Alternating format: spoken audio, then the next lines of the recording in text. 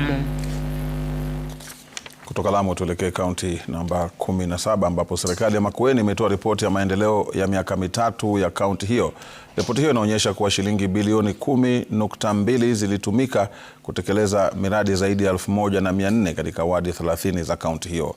Gavana Mutula analalamikia kucheleweshwa kwa mgao wa kaunti, akisema ni kikwazo kikubwa cha kuwafikia maendeleo mashinani. Akisema anaridhishwa na mafanikio aliyofikia licha ya changamoto za kifedha ambazo zimeendelea kukumba serikali za kaunti.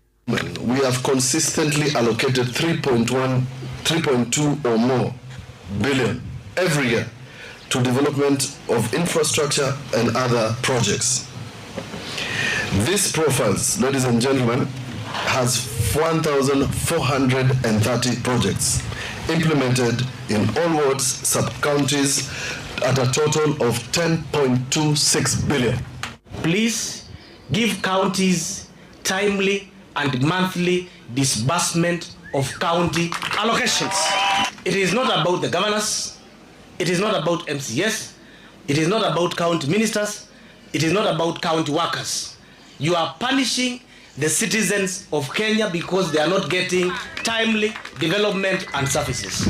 Mutula haidha alizindua ripoti ya data za kaunti hiyo, ripoti inaonyesha idadi ya watu, umri wao, maeneo yaliyoathiriwa na magonjwa tofauti, kilimo na changamoto zake, kati ya masuala mengine. Ripoti hiyo ikitarajiwa kutoa mwongozo kwa serikali ya Makueni, wananchi na mashirika ya maendeleo kutoa huduma bora zaidi.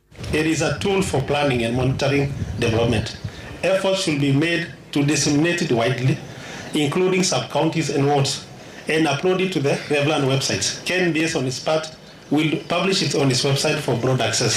This data empowers policymakers, development partners, researchers, and citizens to engage meaningfully in development discourse and to hold all of us, each one of us, elected and not elected, accountable for the choices we make and the outcomes we deliver. Michael Mtinda, runinga ya Citizen, Makueni.